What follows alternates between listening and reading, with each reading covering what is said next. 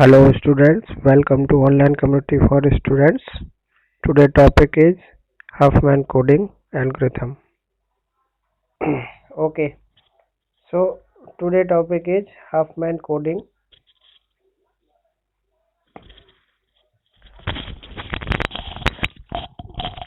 Okay, so Huffman coding algorithm क्या होती है? तो पहले हम थ्योरी पढ़ेंगे इसकी.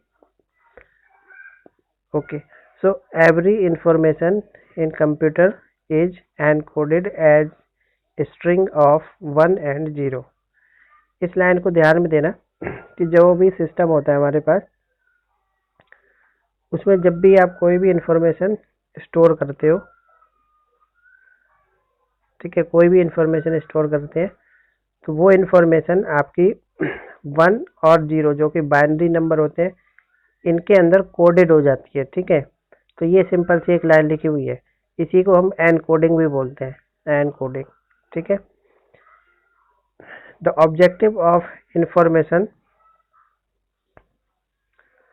theory is to usually transmit information using fewest number of bits in such a way that every encoding is unambiguous.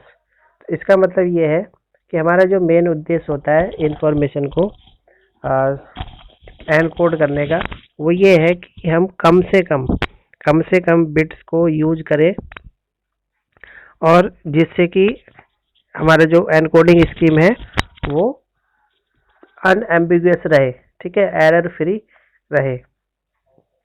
फिर यहाँ से देखना, encoding in computer can be defined as the process of transmitting, storing sequence of characters efficiently. तो encoding जो होता है computer के अंदर, उसको हम ऐसे डिफाइन कर सकते हैं कि ये एक प्रोसेस होती है जिससे हम ट्रांसमिटिंग कर सकते हैं, स्टोर कर सकते हैं सीक्वेंस ऑफ कैरेक्टर्स को एफिशिएंटली, बड़ी आसानी से. ठीक है, fix length and variable length, two type की एनकोडिंग है. फिक्स लेंथ एनकोडिंग का मतलब ये है कि इसमें एवरी कैरेक्टर, हर एक कैरेक्टर को असाइन किया जाता है एक binary code using same number of bits. जैसे अब हमारे पास A to Z, ठीक है, 26 अल्फ़ाबेट्स होते हैं. तो A to Z में हर एक कैरेक्टर, मतलब A को, B को, ठीक है, इनको सेम नंबर ऑफ बिट दे दिए जाते हैं, क्योंकि सिस्टम तो A को तो नहीं समझता ना, इसको कन्वर्ट करना पड़ेगा बाइनरी में. ठीक है, तो इनको एक सेम नंबर ऑफ बिट्स दे दिए जाते हैं और उन्हीं को हम फिक्स लेंथ एनकोडिंग बोलते हैं. 10 स्ट्रिंग लाइक, अब एक एग्जांपल भी दे रहा है कि मान लीजिए एक स्ट्रिंग है इस तरीके से A B A C D A D. ठीक है, ये एक स्ट्रिंग है. क्या है इसके अंदर? सीक्वेंस ऑफ कैरेक्टर्स है. ठीक है, तो इसके हर एक कैरेक्टर को, जैसे ए 2 बार आ रहा है ये, ठीक है, बी ए, हर एक कैरेक्टर को हम एक साइज दे देंगे, एक सेम नंबर की बिट्स दे देंगे. ठीक है, अब ये यहाँ पे ये टोटल कैरेक्टर कितने हैं? 8 हैं. और अगर हम एक कैरेक्टर को 8 बिट देते हैं तो पूरे शब्द को हम कितना दे देंगे? 64 दे देंगे. ठीक है, 8 इंटू 8. ठीक है, एक कैरेक्टर 8 बिट ले रहा है, टोटल वर्ड में हमारे पास 8 कैरेक्टर हैं, तो 8 8 8 जा 64. ठीक है, for storage transmission assuming that each character using 8 bits. ठीक है, तो इसको बोलते हैं फिक्स लेंथ, मतलब हर कैरेक्टर को एक लेंथ हम फिक्स कर देते हैं कि हर कैरेक्टर 8 बिट का ही रहेगा. ठीक है, तो अब चाहे एक वर्ड के अंदर 10 हो, 50 हो, जितने भी कैरेक्टर हो उतना स्पेस वो लेगा. लेकिन अगर हम बात करें वेरिएबल लेंथ की, तो वेरिएबल लेंथ में क्या होता है कि जो फिक्स लेंथ होती है उसके जस्ट अपोजिट होता है. इस स्कीम में हम क्या करते हैं? Use variable number of bits. इसमें हम सेम नहीं देते, हर एक अक्षर को सेम बिट्स नहीं देते हैं. ठीक है, ए को कुछ और देंगे, बी को कुछ और देंगे, तो वेरिएबल मतलब अलग अलग देंगे. For encoding the character depending on their frequency in the given text. अब इसके अंदर हम किस हिसाब से देते हैं कि जो टेक्स्ट आपका दिया है, मतलब ये जो स्ट्रिंग दे रखी है A B A C D T A D, ये जो आपको एक स्ट्रिंग दी हुई है, इसके अंदर आपको देखना पड़ेगा कि कौन सा कैरेक्टर कितनी बार आया है, मतलब हर कैरेक्टर की फ्रीक्वेंसी क्या है, इस वर्ड के अंदर हर कैरेक्टर की फ्रीक्वेंसी कितनी है। ठीक है, तो देखो इसमें कैरेक्टर टोटल है कितने, तो देखो एक ए है, बी है, सी और डी, ये 4 कैरेक्टर ही है इस शब्द के अंदर। ए कितनी बार आ रखा है, तो देखो ए 2 बार, यहाँ पे 3 4, ए जो है वो 4 टाइम आया है। बी कितनी बार आया है, तो बी 1 टाइम। ठीक है, सी कितनी बार आया है, सी आपका 1 टाइम है, और डी जो है वो 2 टाइम है। तो मतलब इसमें मैंने क्या किया, हर एक कैरेक्टर की फ्रीक्वेंसी कैलकुलेट कर ली। ठीक है, और अब इसी फ्रीक्वेंसी के हिसाब से आप इसको कोड देंगे। ठीक है, कोडिंग करेंगे। तो अब यहाँ पे करना क्या होता है, फॉर गिवन स्ट्रिंग लाइक, जैसे ये है, ये आपकी इनकी फ्रीक्वेंसी है। सिंस, क्योंकि ए जो है वो occurs more frequently than B C D, आप इसमें देख रहे हो कि जो ए है वो काफ़ी ज़्यादा बार आया है compare to B C D. ठीक है, it use least number of bit, इसी वजह से, क्योंकि ये बहुत बार आ रखा है, इसी वजह से हम जो ज़्यादा बार आएगा उसको सबसे कम बिट देंगे, लीस्ट नंबर, सबसे छोटा नंबर देंगे, तो 0 दे दिया। ठीक है, उसके बाद followed by D B C, और उस, अब इसके बाद जो सबसे ज़्यादा बार कौन सा आ रहा है, वो डी आ रहा है, डी। ठीक है, तो डी 2 टाइम है, और बी सी 1 टाइम है, तो डी को फिर देंगे हम इससे बड़ा नंबर, इससे छोटा थोड़ा सा बड़ा नंबर दे देंगे। ठीक है, रैंडमली, और ऐसे बी और सी को दे देंगे। ठीक है, तो इस हिसाब से अगर हम इनको नंबर प्रोवाइड करें कि ए को 0, बी को 0 1 1, सी को 1 1 1 और डी को 1 1। ठीक है, तो इस तरीके से अगर हम इनको लिखें, और बाद में हम क्या करें, ये जो लिखा हुआ है शब्द, ये जो आपका स्ट्रिंग दे रखी है, इसमें आप जहाँ जहाँ करेक्टर है वहाँ वहाँ पे आप ये कोड बदलें। तो ए की जगह, एक पे क्या है 0 है, तो 0 0। ठीक है, फिर बी की वैल्यू कितनी है, बी की वैल्यू है 0 1 1 0 1 1। ठीक है, उसके बाद फिर ए है तो 0, सी की वैल्यू 1 1 1। ठीक है, फिर डी की वैल्यू फिर से लिखेंगे, फिर ए की लिखेंगे, फिर डी की लिखेंगे। अगर आप ऐसे लिखोगे तो आपका जो लास्ट में एन कोडिंग मिलेगा वो इस तरीके का मिलेगा। ठीक है, इस हिसाब का, तो इसी को हम बोलते हैं वेरिएबल लेंथ एन कोडिंग। ठीक है, since using fewer number of bits compare to fix length encoding, आपको देखने में ये बड़ा लग रहा है, लेकिन इसमें सबसे कम बिट है कंपेयर टू फिक्स लेंथ वाले में। ठीक है, यहाँ का 64 बिट है, और इनको अगर आप कैलकुलेट करेंगे तो हमेशा कम ही रहेंगे। ठीक है, तो इसी को हम बोलते हैं हफमैन एनकोडिंग एल्गोरिथम, जो एनकोडिंग करने के काम आती है, इंफॉर्मेशन को कंप्यूटर में किस हिसाब से एनकोड करेंगे। ठीक है, नेक्स्ट देखते हैं। नेक्स्ट फिर से वैसे ही एग्जांपल दे रखा है।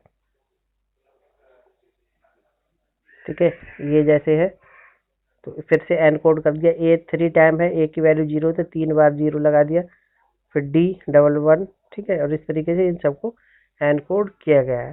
ठीक है, नाउ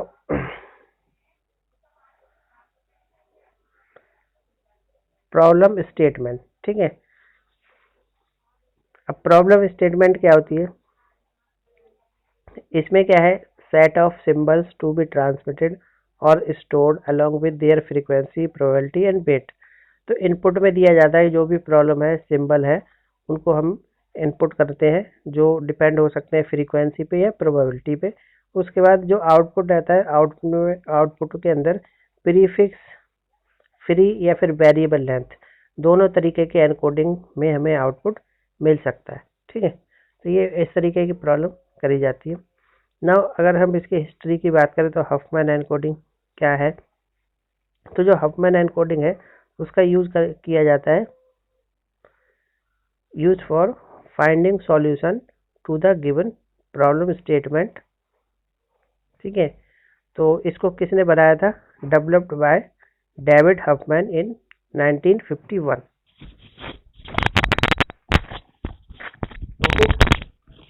तो इसको जो है क्रिएट किया था 1951 में डेविड हफमैन ने। और this technique is the basic for all data compression and encoding scheme. ठीक है, तो इस टेक्निक से हम डेटा कंप्रेस मतलब कंप्रेस करना डेटा को और उसको एनकोड करना, ये दोनों काम इससे हम करते हैं। ठीक है, इसकी डेफिनेशन ही आएगी। एक फेमस एल्गोरिथम है use for lossless data encoding. तो डेटा को एनकोड करने की बढ़िया टेक्निक है ये। It follow greedy approach. ठीक है, ग्रीडी अप्रोच अभी जैसे नेक्स्ट पढ़ेंगे आप इसको, उसको फॉलो करती है। यूज वेरिएबल लेंथ स्कीम और फिक्स लेंथ स्कीम। ठीक है, कौन कौन से मेजर स्टेप होते हैं इस हफमैन एनकोडिंग के अंदर? देखिए, सबसे मेजर जो स्टेप्स हैं इसमें, वो सबसे पहले यही है कि building Huffman tree using the input set symbol and weight frequency for each symbol. सबसे पहले आपको क्या करना है, एक ट्री बनाना है। ठीक है, और उस ट्री पे जो भी वेट है या फ्रीक्वेंसी है वो वहाँ पे मेंशन करना है। सेकंड, हफमैन ट्री जो होता है वो सिमिलर टू बाइनरी ट्री ही होता है और need to be created having an leaf node as internal node. तो आप इनको एन लीफ नोड में बना सकते हैं। फिर प्रायोरिटी क्यू जो है बनाया जाता है हफमैन ट्री में, सच दैट की जो नोड है विद लोएस्ट फ्रीक्वेंसी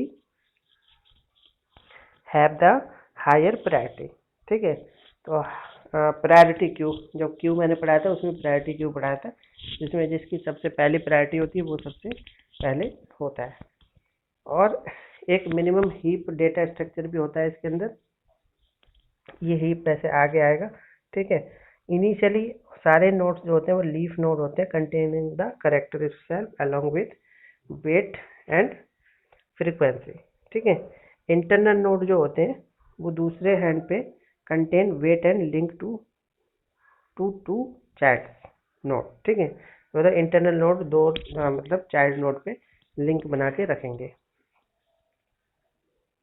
ओके, तो यहाँ पे एल्गोरिथम भी दे रखी है, हफमैन एल्गोरिथम। ठीक है, तो कौन सी एल्गोरिथम है? तो वही है 6 स्टेप में पूरी हो रही है। सबसे पहले लीफ नोड क्रिएट करेंगे, character and build minimum heap using the all node. ठीक है, सेकेंड पे 3 और 5 को रिपीट करेंगे हीप नोड के थ्रू।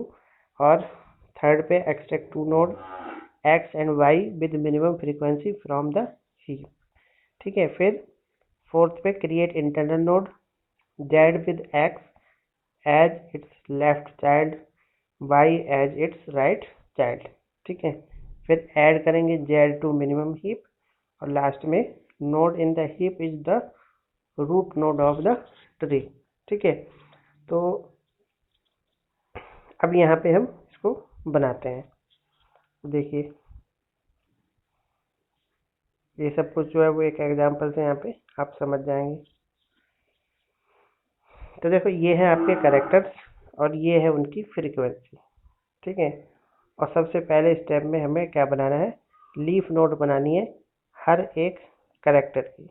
ठीक है, और किस हिसाब से बनानी है, असेंडिंग ऑर्डर में बनाना है। असेंडिंग ऑर्डर का मतलब सबसे पहले 1 के लिए इसमें देखिए सबसे 1 फ्रीक्वेंसी, फिर 3, 4, 10, 12, 13 और 15 असेंडिंग ऑर्डर में इनको हम लीफ नोड बना लिए सबके। ठीक है, तो 1 पे टी है, वो आप इस टेबल से देख सकते हैं 1 पे टी है। ठीक है, तो लीफ नोड बना लिए। अब लीफ नोड इस तरीके से लिखने के बाद आप क्या करेंगे, इनमें से 2 नोड को हम उठाएंगे। ठीक है, 2 नोड लेंगे और जिसको हम एक्स और वाई बोलेंगे, और इनमें से मिनिमम फ्रीक्वेंसी हम जो है ट्री में लिखेंगे।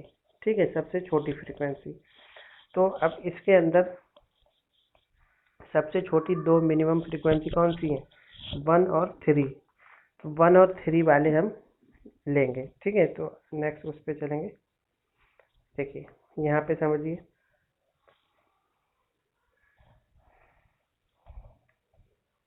तो देखिए ये हमने यहाँ पे वो जो लिखा था उसमें से 1 और 3 को ले लिया, और 1 + 3 को हमने जोड़ दिया।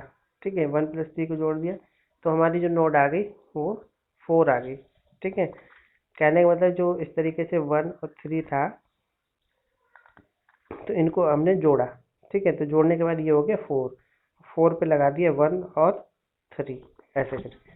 ठीक है, तो ये इतना आपका ट्री बन गया।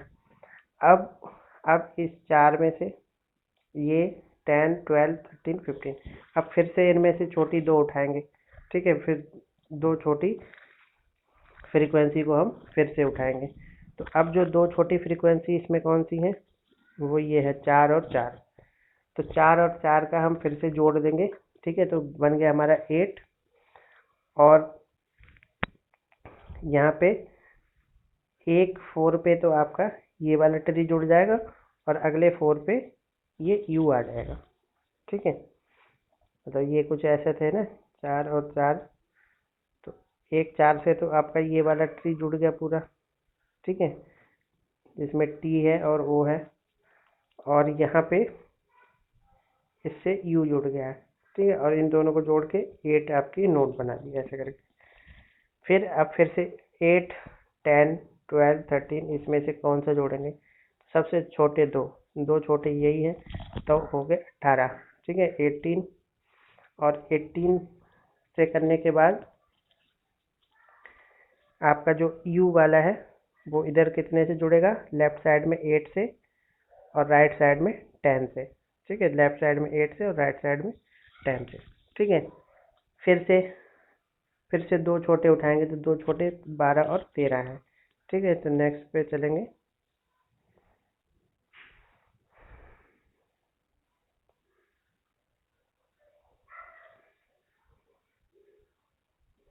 हाँ, ठीक है, फिर से दो छोटे 12 और 13, तो 12 और 13 कितने हो गए? 25। तो ये 12 का और ये 13 का। ठीक है, अभी ये वाला ट्री अलग है। फाइनली क्या होगा? ये सब मिक्स हो गए एक ट्री बन जाएगा। फिर जो है दो छोटे उठाएंगे, तो दो छोटे 15 और 18, 15 और 18 33 हो गया। 33 ये वाला और ये आपके ऐड हो जाएंगे। ठीक है, तो लेफ्ट साइड में 15 ई आ गया, और राइट साइड में पूरा जो ट्री आपका ये वाला है। ठीक है, फिर 25 और 33, अब दो ही बचे हैं। ठीक है, तो इन दोनों को फाइनली हम ऐड कर लेंगे, और हैविंग 18 फ्रीक्वेंसी फाइनली, देखो फाइनल जब ऐड करेंगे तो ये है आपका फाइनल। ठीक है, तो वो 23 और वो वाले जोड़ दिए, 58, 25 राइट साइड में 33, और 33 के नीचे पूरा ट्री चला आ रहा है। ठीक है, अब फाइनली जो रूट पे कितना आया? 58। तो जो रूट पे सबसे लास्ट में जो 58 आया, वही आपकी इंटरनल नोड फ्रीक्वेंसी है 58। The only node in the queue, it become the root Huffman tree. ठीक है, तो इसी को हम रूट हफमैन ट्री बोलते हैं। ठीक है, तो इस तरीके से ये ट्री आपका बनता है। कोई भी फ्रीक्वेंसी और करेक्टर दे रखे होंगे, सबसे पहले उनको एक असेंडिंग ऑर्डर में लिख लेंगे। ठीक है, असेंडिंग ऑर्डर में लिखने के बाद जो पहले दो छोटे नोड होंगे उनको जोड़ेंगे, उनको जोड़ने के बाद एक नोड बना देंगे। ठीक है, और उस नोड से लेफ्ट में लेफ्ट वाला चाइल्ड और राइट में राइट वाला चाइल्ड जोड़ देंगे, लगा देंगे, मतलब चाइल्ड बना देंगे, और फाइनली ट्री बनाते रहेंगे, और एक समय ऐसा आएगा कि आपका सारी वैल्यू रूट पे पहुंच जाएगी। ठीक है, तो इस तरीके से होता है हफमैन ट्री, कैसे बनेगा। ठीक है,